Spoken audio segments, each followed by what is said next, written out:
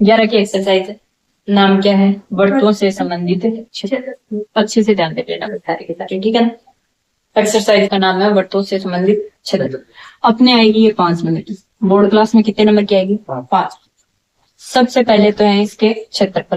भाई फॉर्मूले कौन कौन से काम में आएंगे? जैसे आप 3-4 चीजें पढ़ लोगे। एक तो लघु तिर्यकखंड, लघु तिर्यकखंड। पूरी एक्सरसाइज सबसे आसान है क्योंकि 4 ही चीजें आपको पढ़नी है। लघु तिर्यकखंड, दीर्घ तिर्यकखंड, दूसरा है आपके पास में दीर्घ तिर्यकखंड, तीसरा आपके पास में ऑप्शन है वर्तखंड। वर्तखंड मान लें या लघु मान लें, लघु वर्तखंड। क्लियर? और चौथा आपको पॉइंट पढ़ना है दीर्घ वर्तखंड। दीर्घ वर्तखंड। ये 4 टॉपिक अपने को पढ़ने हैं, ठीक है। एक्सरसाइज में इसी में से 4-5 नंबर की एक्सरसाइज अपने इसी में से क्वेश्चन आता है हर बार। पहले तो आपने फॉर्मूला रटना नहीं है, सीधा सा याद रखो। भाई देखो एक वर्त है आपके पास में, ये एक वर्त बनाया है। सीधा सा ध्यान में कि वर्त का जो सेंटर होता है ये, इसको क्या कहेंगे? वर्त का केंद्र। बात करते हैं तिर्यकखंड की। तिर्यकखंड क्या है? पहले तो अपने को ये पता होना चाहिए। खंड का मतलब आपको पता है कि भाग होता है, और तिर्जा को मतलब तिर्जा आप जानते हो।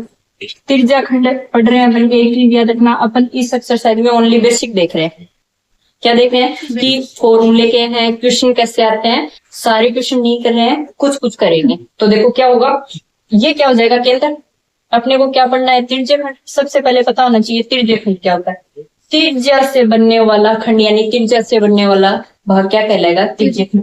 जैसे मैंने ये भाग आपको दिख रहा छोटा है, ये भाग सेकंड वाला क्या है? बड़ा है। तो अपन ये बोल सकते हैं ये छोटे वाला क्या होगा? लघु तिर्यकखंड, और बड़े वाले को क्या बोलोगे? दीर्घ तिर्यकखंड।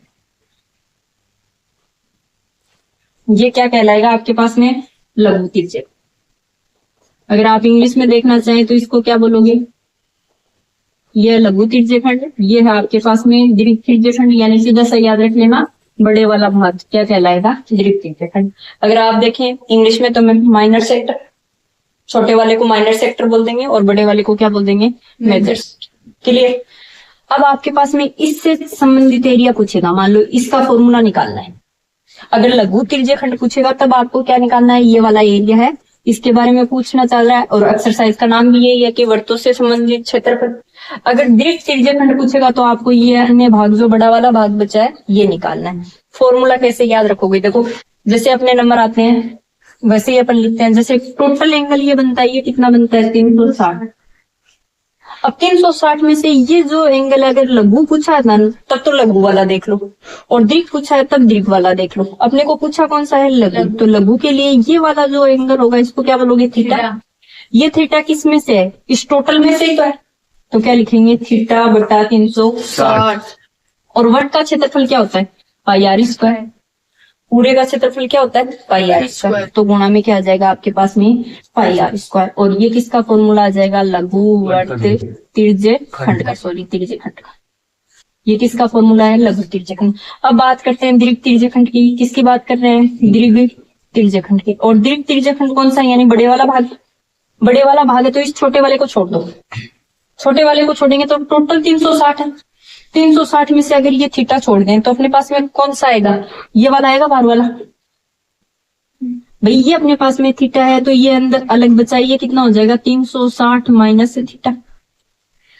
अब अपने क्या कर देंगे? 360 माइनस थीटा, और बट्टा में कितना आ जाएगा? 360, और गुणा में क्या आ जाएगा? पाई आर स्क्वायर। ये फॉर्मूला हो जाएगा दीर्घ तिर्यकखंड।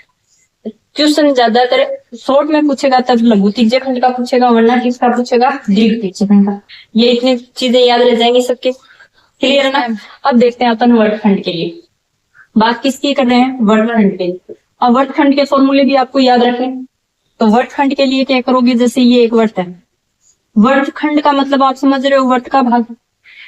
तो जैसे मान लो मैंने ये किया, ये वर्त का केंद्र, और ये छोटे वाला भाग होगा, ये क्या कहलाएगा आपके पास में?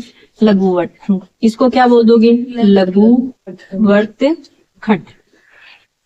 और ये वाला भाग है, ये क्या कहलाएगा? इसका दीर्घ वर्तखंड। अब ये फॉर्मूला, इसका फॉर्मूला निकालना है। डायरेक्ट अपने पास कोई फॉर्मूला नहीं है, फॉर्मूलों को रटना नहीं है, समझ के याद करना है। तो डायरेक्ट तो अपने पास कोई फॉर्मूला है ही नहीं, लेकिन अपने पास किसका फॉर्मूला है, त्रिज्यखंड का। तो अपन क्या करें, जैसे मान लो इसको मैं इससे मिला दूं और ये बिंदु यहां से मिला दिया, यानी ए बी सी ऐसे लिखा, तो ये पूरा चाप आएगा। यानी अपन ये बोल सकते हैं ये पूरा अपने पास में क्या हो गया, लघु त्रिज्यखंड। लघु त्रिज्यखंड। लेकिन अपने को निकालना कौन सा है, ये वाला भाग। और ये आकृति अपने पास में कैसी बन गई है, ऊपर वाली त्रिभुज की। तो अपन कैसे निकालेंगे, लघु त्रिज्यखंड है, इसका फॉर्मूला क्या होता है, थीटा बटा 360 गुणा में क्या आता है, पाई आर स्क्वायर, यही होता है।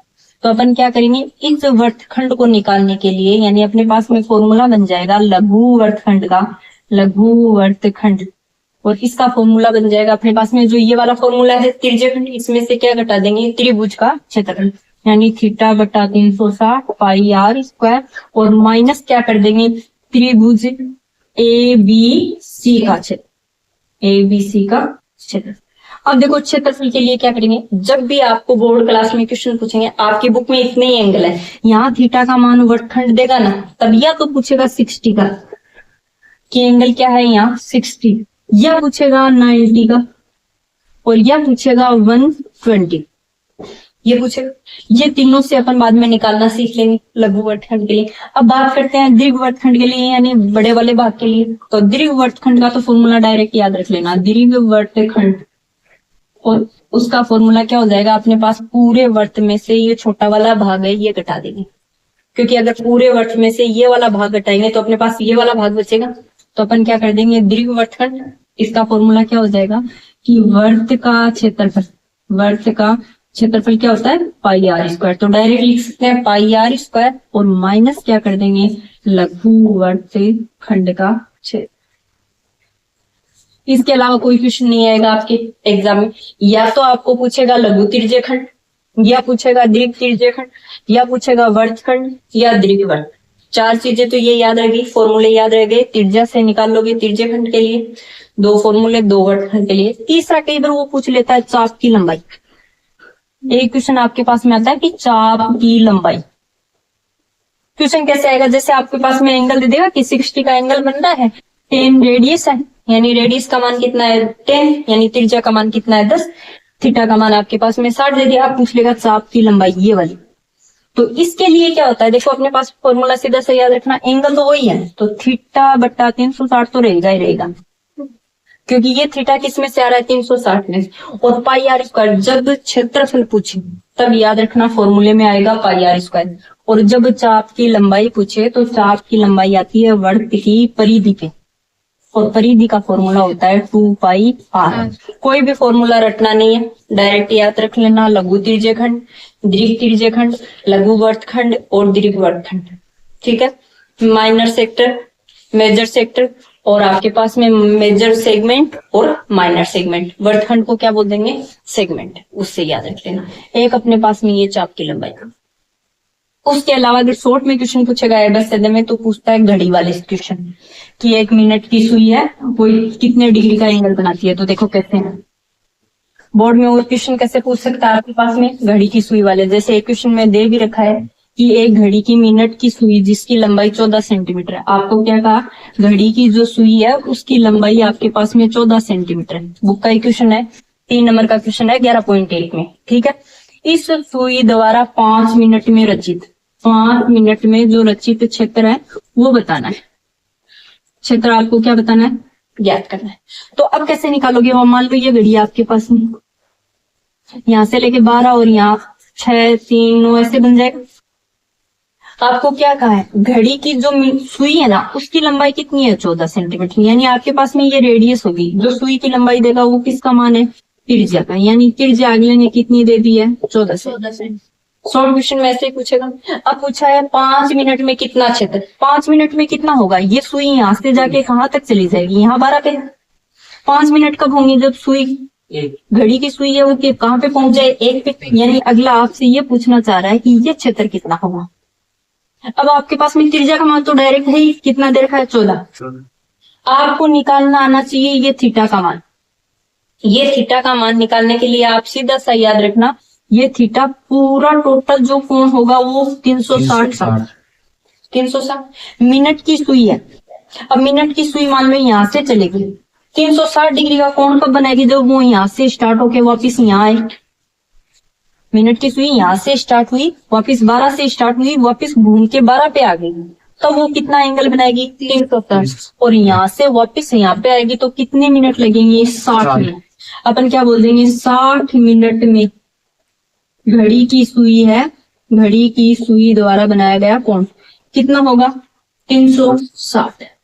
एक मिनट में कितना बनाएगी, 360 में 60 से डिवाइड कर देंगे, कितना आएगा, 6 डिग्री। यानी हमेशा याद रख लेना, शॉर्ट में क्वेश्चन आएगा कि एक मिनट की सुई है, वो कितने डिग्री का कोण बनानी है, तो कितना बनाती है, एक मिनट में आपके पास में जो मिनट की सुई है वो कितने डिग्री का कोण बनाती है, 6। यानी ये कोण है, ये कितने आएगा, एक मिनट में कितना है, 6 डिग्री। तो 5 मिनट में पूछा है, 30। तो 5 मिनट में कितना हो जाएगा, 6 गुना 5 बराबर 30 डिग्री। 30 डिग्री। अब आपको क्या निकालना है, ये वाला एंगल निकालना है, ये पूरा क्षेत्र निकालना है। तो ये क्या बनना है, तिर्यक खंड। तो आप क्या निकालोगे, लघु तिर्यक। क्या निकालोगे, लघु तिर्यक खंड। और लघु तिर्यक खंड का क्षेत्रफल क्या है आपके पास में, थीटा बटा 360 गुणा में क्या आएगा, पाई आर स्क्वायर। थीटा का मान आपने निकाल लिया है, कितना आ गया आपके पास में 30, तो 30 बटा 360, पाई का मान 22/7 हो जाएगा। आर का मान अगले ने 14 सेंटीमीटर दे रखा है, तो 14 गुना में कितना आ जाएगा, 14।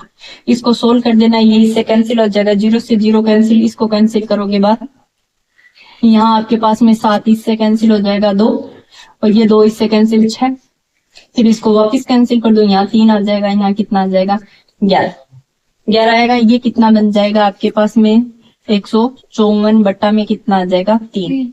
एक चीज याद रखना, जब भी आपके पास में क्षेत्रफल की बात कर रहा है तो क्षेत्रफल में हमेशा इकाई क्या आती है, स्क्वायर में। तो अपने यहाँ क्या लगाएंगे, सेंटीमीटर स्क्वायर। क्लियर। अब क्वेश्चन अगर अगला घुमाएगा तो मिनट की सुई की जगह क्या दे देता है, कई बार घंटे की दे देता है। याद रखना आपके पास में जैसे मान लो ये घड़ी है, या तो पूछेगा वो मिनट की सुई, किसकी सुई पूछेगा, मिनट की, या पूछेगा घंटे की सुई। तो याद रखना अगले ने घंटे की सुई दी है या मिनट की। मिनट की सुई है, वो हमेशा एक मिनट में कितने डिग्री का कोण बना रही है, 6 डिग्री का। अभी अपन ने देख, ऐसे ही घंटे की बात करें तो मान लो घंटे की सुई है, छोटी वाली सुई है, यहाँ से चल के वापिस यहाँ आएगी, कितने घंटों में आएगी, 12 घंटों में। कितने घंटों में, यानी 360 डिग्री का कोण बनाएगी, कितने देर में, 12 घंटों में। और 12 घंटों में मिनट कितनी हो जाएंगी, 720, यानी 720 मिनट होगी। 720 मिनट में घंटे की सुई है वो कोण बनाएगी, घंटे की सुई द्वारा बनाया गया कोण कितना होगा आपके पास में बेटा, 360 डिग्री। अपने को बनाना कितने, 1 मिनट में। तो 1 मिनट में बनाओगे तो कितना आएगा, 360, और बट्टा में कितना आ जाएगा, 720, कितना आ जाएगा, 1/2। चलिए, तो याद रखना मिनट की सुई है वो कितना बनाएगी, 6 डिग्री, और घंटे की सुई है वो कितना बनाएगी, 1/2 डिग्री। एक मैम से पूछता है 1/2 गुणा f। हाँ, वो है वर्गखंड के अंदर, वो बात है, वो करते हैं अपन किसमें, वर्गखंड में। इतनी बातें क्लियर हो गई ना सबकी। अब अपनी प्रॉब्लम आएगी तिर्यक खंड वाले, तो एकदम आसान क्वेश्चन है, आप कर लोगे। जैसे आपके पास में कहा कि भाई आर का मान 7 है, आर का मान 7 है, थीटा का मान 60 है।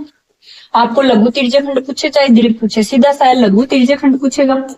लघु तिर्यक खंड एग्जाम के हिसाब से पढ़ रहे हैं अपन, तो थोड़ा फास्ट पढ़ेंगे, सारे क्वेश्चन नहीं करेंगे डीपली, ठीक है ना। पूरा रिवीजन होना चाहिए पूरे चैप्टर का। तो लघु तिर्यक खंड निकालोगे ना तो क्या हो जाएगा, थीटा बटा 360 पाई आर स्क्वायर, इसमें वैल्यू रखनी है बस। थीटा का मान कितना कर दोगे, 60 बटा 360, पाई का मान 22/7, और आर का मान 7 गुणा 7। ये इससे कैंसिल, ये इससे कैंसिल, यहाँ 6 आ जाएगा। इसको आप सोल्व कर लेना। चलिए, इसके अलावा अपन बात किसकी कर रहे हैं, दीर्घ तिर्यक खंड की। अगर दीर्घ तिर्यक खंड की बात करेंगे तो अपने पास में थीटा का मान क्या हो जाएगा, 300 आ जाएगा। 300 आ जाएगा, क्योंकि यहाँ फॉर्मूले में बस इतना ही चेंजमेंट करना है कि 360 माइनस थीटा बटा 360, और गुणा में क्या आएगा, पाई आर स्क्वायर। यहाँ थीटा की जगह अपन क्या लिख देंगे, 60। 360 में से 60 माइनस कर दोगे, 300 डिग्री। क्लियर। ये तो हो गए एकदम आसान क्वेश्चन। 3-4 प्रकार के क्वेश्चन सारे हो गए भाई। घंटे की सुई का पूछ लेगा तो कर लोगे, मिनट की सुई का पूछ लेगा तो भी कर लोगे, त्रिज्यखंड का। इसी में देखो अभी अब बात कर रहे हैं अपने वर्तखंड की। प्रॉब्लम कहाँ आएगी अपने वर्तखंड में आएगी, ये ओ, ये ए और ये बी।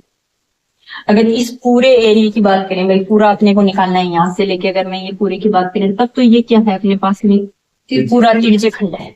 अपने को निकालना क्या वर्तखंड, यानी ये वाला ही भाग निकालना है आपने। ये जो ग्रीन ग्रीन दिख रहा है ना नीचे से, बस ये वाला भाग निकालना है। अगले ने कहा है थीटा का मान आपके पास में है, एग्जाम्पल है आपका 2 का एग्जाम्पल है कह रहा है एक्सरसाइज में, जिसमें थीटा का मान तो दे रखा है आपको 120 डिग्री, ठीक है, और आर का मान आपको दे रखा है 21 सेंटीमीटर।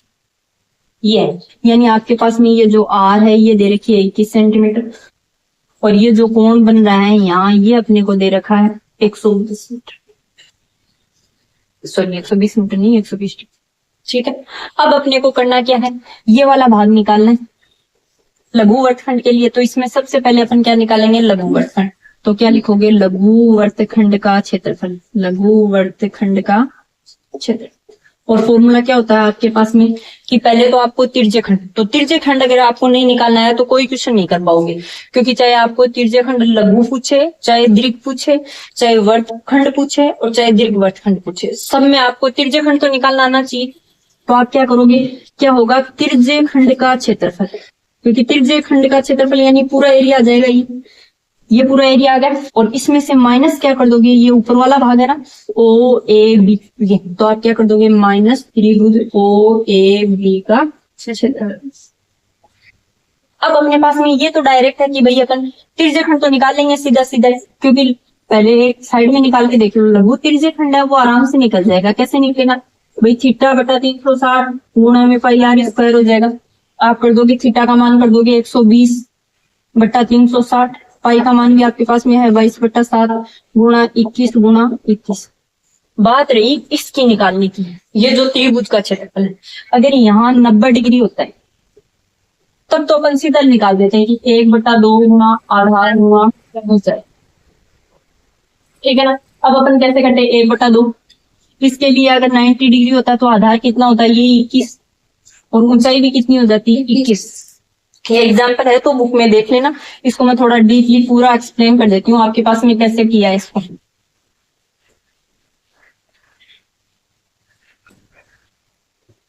ये आपके पास में त्रिभुज है, यहाँ पे इसमें त्रिभुज बनेगा, ये वाला पूरा वर्त है, ये ओ मान लिया, ये ए दे दिया, ये बी दे दिया। आपको भाग निकालना है ये वाला, ये वर्तखंड है आपके पास में, ये आपको याद करना है। ये इसकी रेडियस 21 दे रखी है, एंगल यहाँ पे 120 डिग्री दे रखा है आपके पास में। अब अपने को ये पूरा तो निकाल ही लोगे, यानी क्या निकालना है लघु वर्तखंड। तो करोगे कैसे क्वेश्चन को, लघु वर्तखंड का क्षेत्रफल बराबर आपके पास में क्या हो जाएगा त्रिज्यखंड का क्षेत्रफल, और माइनस क्या कर दोगे त्रिभुज ओ ए बी का क्षेत्रफल। त्रिज्यखंड का क्षेत्रफल कैसे निकालोगे, 120 बटा 360 गुणा में कितना आ जाएगा 22/7, पाई का मान 22/7, आर का मान कितना है 21, तो 21 गुणा 21 माइनस क्या आना चाहिए त्रिभुज ओ ए बी का क्षेत्रफल। आपकी प्रॉब्लम अगर थोड़ी बहुत आएगी ना, वो इस क्षेत्रफल को निकालने में आएगी।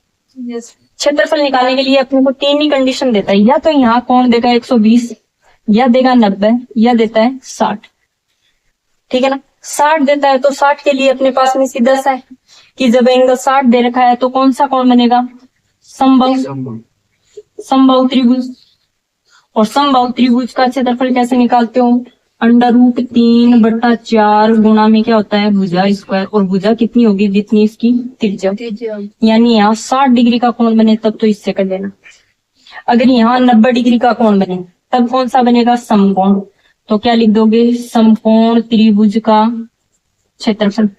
और इसके लिए अपन क्या काम में ले लेंगे 1/2 आधार गुणा ऊंचाई, तो आधार कितना होगा जितनी इसकी रेडियस है, तो कितना हो जाएगा r गुण स्क्वायर हो जाएगा। वैसे तो होता है आधार गुणा ऊंचाई होता है, लेकिन आधार भी उतना ही होगा जितनी इसकी त्रिज्या है और ऊंचाई भी वही होगी। प्रॉब्लम आएगी 120 में, तो 120 के लिए कैसे करोगे, ये त्रिभुज बन रहा है यहाँ एंगल कितना बन रहा है 120 डिग्री। ये ओ, ये ए और ये बी, अच्छे से समझना भी। ऐसे क्वेश्चन आते हैं आपके पास में 9 की एक्सरसाइज में। यहां से पहले इसके ऊपर लंब डालेंगे ऐसे, ए बी पे लंब डाला, ए बी पे लंब डाला तो यहाँ 2 त्रिभुज बन गए। 90 डिग्री का कोण बन जाएगा इसमें। यस दोनों त्रिभुज सेम होंगे। क्यों सेम होंगे? क्योंकि भाई देखो इसकी रेडियस 21 है, इसकी रेडियस भी 21 है, इसका एंगल भी 90 है, इसमें भी एंगल 90 है। और ये कितना हो जाएगा 60 और 60, क्योंकि 120 था।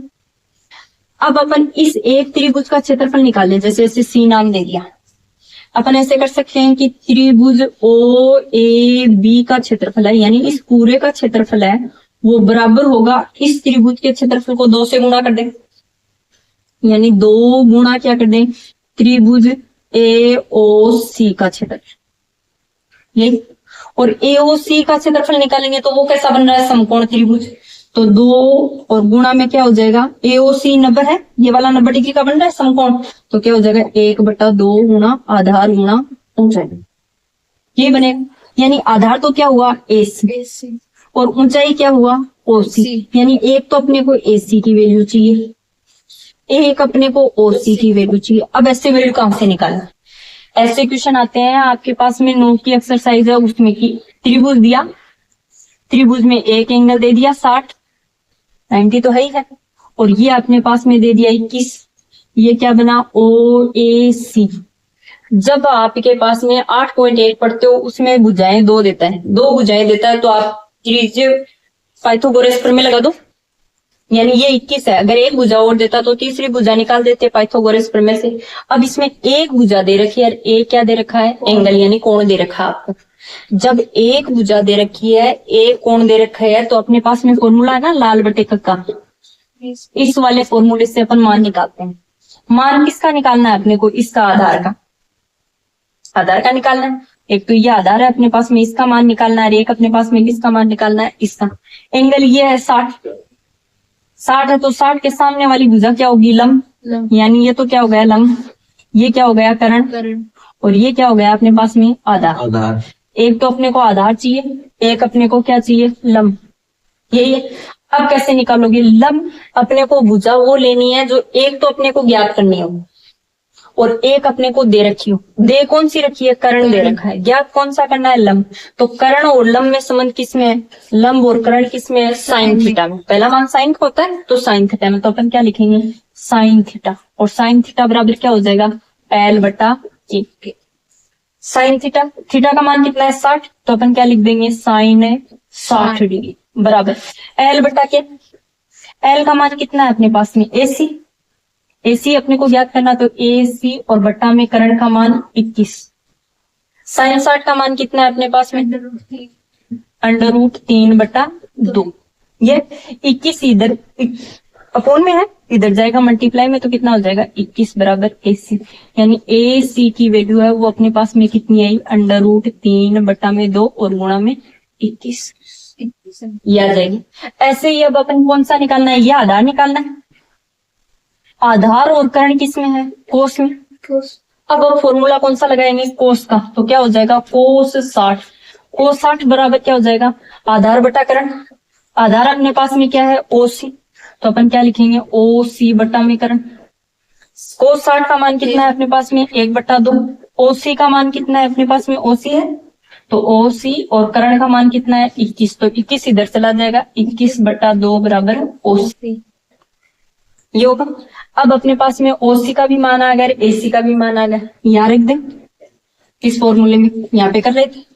तो 2 गुणा इस पूरे त्रिभुज का क्षेत्रफल आ जाएगा, क्योंकि इस त्रिभुज का क्षेत्रफल आ गया अपने पास में 1/2 आधार गुणा ऊंचाई से, और पूरे को 2 से गुणा कर देंगे तो पूरा, तो 2 गुणा 1/2 आधार। आधार कितना है अपने पास में ये वाला 21/2, और गुणा ऊंचाई कितनी आई 21 गुणा में √3/2। ये है 2 से तो 2 कैंसिल, 2 से 2 कैंसिल। अब कितना है 21 से 21 गुणा हो जाएंगे 441, अपोन में कितना आ जाएगा 4 और अंडर में 3। ये किसका क्षेत्रफल आया? इसका, इस पूरे त्रिभुज का। एक अपन शॉर्ट में कर सकते हैं कि इतना लेंथ आपको नहीं करना है, तो सीधा कर लो। कैसे? देखो ये क्या बना, 21 का स्क्वायर बनाना, 21 का स्क्वायर गुणा कितना है, √3/2 गुणा 1/2। √3/2 किसका मान है, sin 60 का, और 1/2 किसका है, cos 60 का। तो अपन डायरेक्ट कर सकते हैं, जब भी आपके पास